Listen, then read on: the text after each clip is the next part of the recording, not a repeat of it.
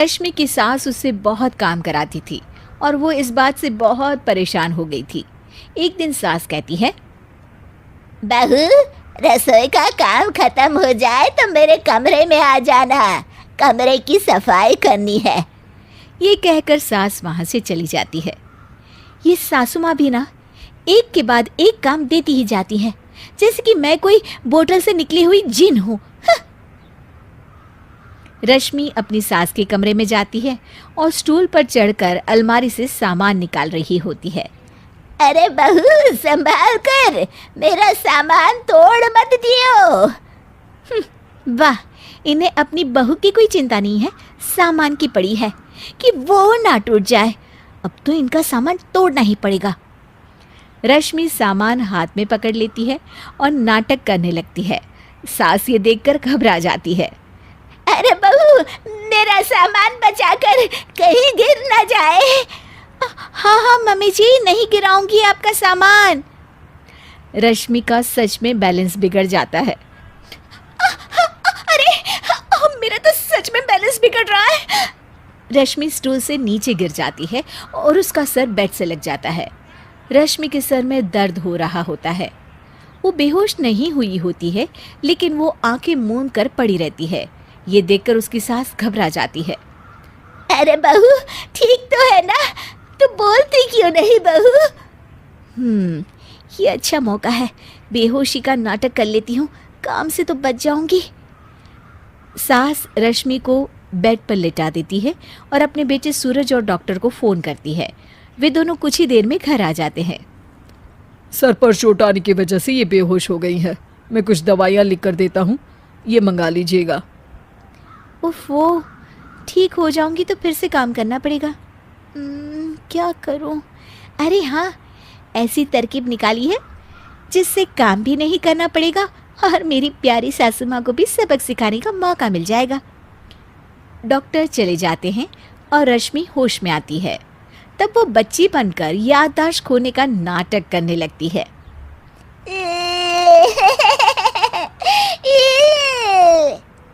अरे बेटा, ये बच्चे के रोने की आवाज़ कहाँ से आ रही है?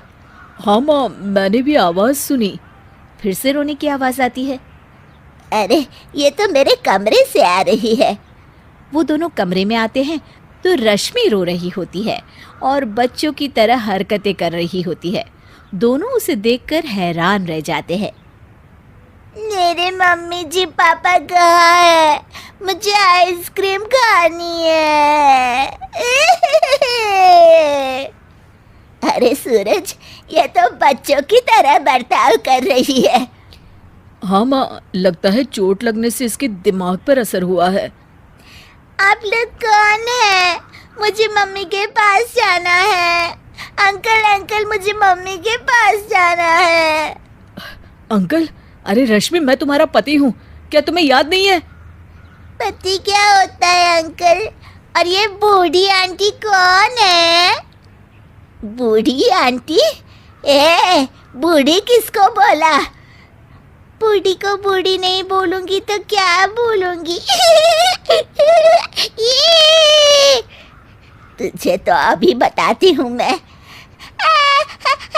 बूढ़ी आंटी, गंदी बूढ़ी आंटी, गंदी बूढ़ी आंटी। मैं कल ही डॉक्टर के पास लेकर जाता हूँ रश्मि को।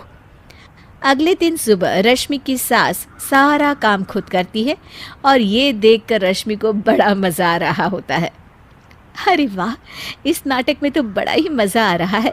चलो थोड़ी और सेवा करवाते हैं सासू माँ से। आंटी, मुझे ना भूख लगी है। अरे इतनी देर से मेरा सर खा रही है, तेरी भूख नहीं मिटी। अब क्या खाना है तुझे? मुझे चॉकलेट शेक पीना है। अरे मुझे नहीं आता चॉकलेट वाकलेट शेक बनाना। मुझे चॉकलेट शेक चाहिए, मुझे चॉकलेट शेक चाहिए। अच्छा, मेरी माँ चुप हो जा, लाती हूँ बनाकर चॉकलेट शेक। रश्मि अपनी सास से खूब काम करा रही होती है और अपने नाटक का जमकर फायदा उठा रही होती है। रश्मि पूरे घर को बार बार गंदा कर देती है और उसकी सास बार बार सफाई कर रही होती है। ए बहू, तुझे समझ में नहीं आ रहा? कितनी बार कहा है कि एक जगह बैठ, अभी एक थप्पड़ लगाऊंगी तुझे। रश्मि रोना शुरू कर देती है।